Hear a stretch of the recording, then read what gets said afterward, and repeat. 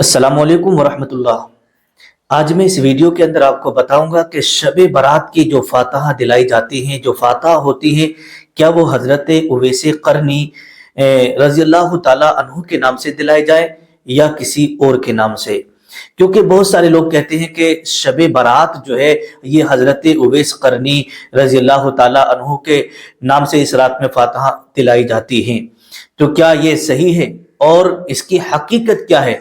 और बहुत सारे लोग कहते हैं कि इसलिए हलवा बनाया जाता है कि हजरत उवैस करनी रजी अल्लाह ताला अन्हु को जब ये पता चला कि जंगे ग़ज़वा उहद में हुजूर सल्लल्लाहु ताला अलैहि वसल्लम के दंदाने मुबारक शहीद, दांत मुबारक शहीद हो गया, तो आपने भी ये सुना होगा बहुत सारे लोगों से कि जब हजरत उवैस करनी रज़ी अल्लाह ताला अन्हु को पता चला कि ग़ज़वा उहद में हुजूर सल्लल्लाहु ताला अलैहि वसल्लम का दांत मुबारक शहीद हो गया, तो आपने अपना भी दांत तोड़ लिया।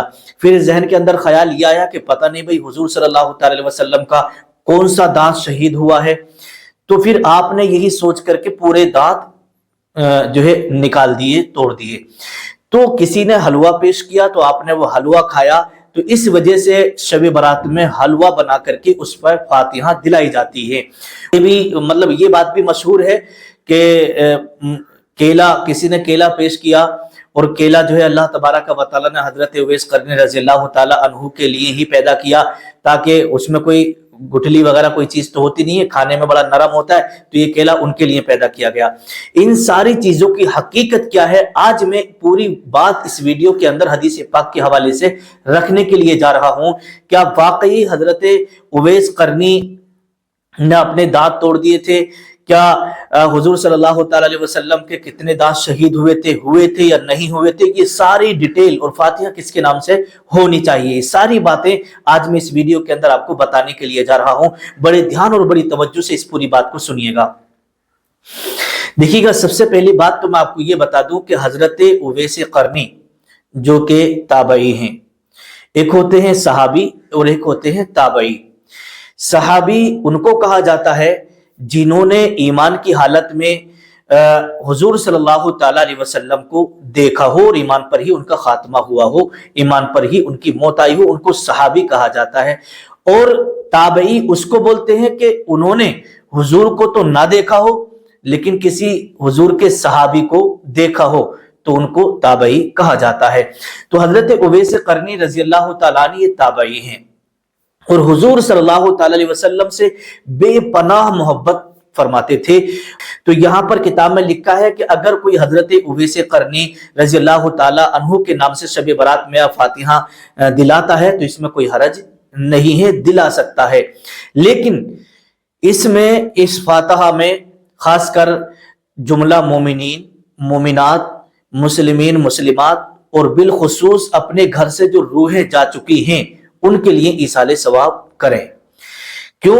हदीस पाक है, हजरत अब्दुल्ला इब्ने अब्बास रजी अल्लाह ताला अन्हु से मरवी है कि रसूलुल्लाह सल्लल्लाहु ताला अलैहि वसल्लम ने इरशाद फरमाया कि शब जुमा और ईद और बकर ईद और आशूरे के दिन शब बारात वाली रात में रूहें अपने घरों पर आती हैं और अपने घरों के दरवाजों पर आकर के खड़ी हो जाती हैं और ये निदा करती हैं, आवाज देती हैं कि है कोई जो हमारी हालतों पर रहम फरमाए, है कोई जो हमारे लिए सदका करे, है कोई जो हमारे लिए ईसाले सवाब करे, है मेरी कोई औलाद में से जो मेरे लिए ईसाले सवाब करे, मेरे रिश्तेदारों में, मेरे क़राबतदारों में।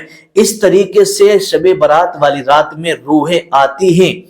तो हमें चाहिए कि फातह खानी का एहतमाम हम जब करें तो तमाम मोमिनीन की रूहों को और अपने घर से जितने भी मुर्दे मरहुमीन जा चुके हैं उन सब के लिए इस फातह खानी में ईसाले सवाब करें। अगर कोई हजरत उवैस करनी रज़ी अल्लाह ताला अन्हु के नाम से फातह खानी करता है तो इसमें भी कोई हरज नहीं है, लेकिन तमाम मोमिनात को शामिल, मोमिनीन और मोमिनात को शामिल कर लिया जाए और बिलखुसूस अपने घर के मरहुमीन को, उनको ईसाले सवाब जरूर किया जाए। अब यहाँ पर एक बात मैं आपको बता दूं, देखिएगा, हलवा जो बनाया जाता है ये इसकी कोई ایسی اصل نہیں ہے کہ یہ حلوہ حضرت اویس قرنی رضی اللہ تعالیٰ عنہ نے مطلب ان کے نام سے ہی یہ حلوہ منسوب کیا گیا ہو کہ انہوں نے اس کو کھایا اور انہی کے نام سے فاتحہ دلائی جاتی ہے۔ تو یہاں پر میں آپ کو دیکھیے گا بتا دوں گا کہ یہ جب آپ شب برات میں حلوہ وغیرہ بنائیں تو اس میں حضور صلی اللہ تعالیٰ علیہ وسلم کے نیت بھی شامل کریں۔ کیوں؟ ابن ماجہ کی حدیث پاک ہے کہ حضرت عائشہ صدیقہ رضی اللہ تعالی عنہا بیان کرتی ہیں کہ حضور صلی اللہ تعالی علیہ وسلم کو حلوہ بہت زیادہ پسند تھا اور شہد، یہ الفاظ حدیث پاک کے اندر آئے ہیں۔ تو یہ مفہوم حدیث ہے کہ حلوہ اور شہد حضور صلی اللہ تعالی علیہ وسلم کو بہت زیادہ پسند تھا۔ جب بھی آپ شب برات میں فاتحہ کریں تو حضور صلی اللہ تعالی علیہ وسلم کا نام بھی اس میں شمار کریں اور حضور صلی اللہ تعالی علیہ وسلم کی بارگاہ میں یہ حلوے کا نذرانہ پیش کریں۔ اب آئیے گا ہم چلتے ہیں اس طرف، کیا حضور صلی اللہ تعالی علیہ وسلم کے غزوہ احد میں دندان مبارک شہید ہوئے تھے یا نہیں ہوئے تھے؟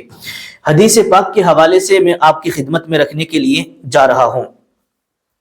دیکھیے گا فتاوی شارح بخاری کے اندر حضرت علامہ مفتی شریف الحق امجدی رحمۃ اللہ تعالی علیہ فرماتے ہیں کہ یہ روایت بالکل موضوع اور من گھڑت ہے کہ حضرت اویس قرنی رضی اللہ تعالی عنہ نے یہ سنا کہ غزوہ احد میں حضور صلی اللہ تعالی علیہ وسلم کے دندان مبارک شہید ہوئے تو انہوں نے اپنے دانت توڑ ڈالے۔ یہ روایت بالکل موضوع اور من گھڑت ہے، ایسا نہیں ہے۔ اور حضرت علامہ مفتی امجد علی اعظمی مفتی شریف الحق امجدی علیہ الرحمہ ارشاد فرماتے ہیں کہ انہیں کھانے کے لیے، اور یہ والی جو بات مشہور ہے کہ جب انہوں نے اپنے سارے دانت توڑ دیے، کس نے؟ حضرت اویس قرنی رضی اللہ تعالی عنہ نے، تو انہیں کسی نے حلوہ کھانے کے لیے پیش کیا، انہیں حلوہ پیش کیا، تو یہ روایت بالکل موضوع اور من گھڑت ہے۔ اور فتاوی شارح بخاری میں یہ لکھا ہے کہ یہ بات بھی مشہور ہے کہ حضرت اویس قرنی رضی اللہ تعالیٰ عنہ نے جب یہ سنا کہ حضور صلی اللہ تعالیٰ علیہ وسلم کا دانت شریف جنگ احد میں شہید ہو گیا تو آپ نے اپنے سارے دانت حضور کی محبت میں شہید کر ڈالے، پھر آپ کے لیے اللہ تعالیٰ نے کیلا پیدا کیا۔ لیکن تحقیق یہ ہے کہ یہ واقعہ سراسر من گڑھت اور بالکل موضوع ہے۔ بعض تذکروں کی کتابوں میں اگرچہ موجود ہے لیکن وہ بے دینوں کی ملاوٹ ہے، اور فتاوی بریلی شریف میں اس کے متعلق یہ ہے کہ ایسی روایت نظر سے نہیں گزری اور غالباً ایسی روایت ہی نہیں ہے۔ فتاوی بریلی شریف کے اندر بھی اس کا حوالہ دیتے ہوئے لکھا ہے۔ اور مشہور ہے کہ جنگ احد میں سرور کائنات صلی اللہ تعالی علیہ وسلم کے 4 دندان مبارک شہید ہو گئے تھے۔ یہ بات بھی لوگوں میں مشہور ہے کہ 4 دانت مبارک شہید ہو گئے تھے، لیکن آپ لکھتے ہیں کہ تحقیق یہ ہے کہ حضور صلی اللہ تعالی علیہ وسلم کا کوئی دانت شریف مکمل شہید نہیں ہوا تھا، یعنی جڑ سے کوئی بھی دانت آپ کا نہیں اکھڑا تھا۔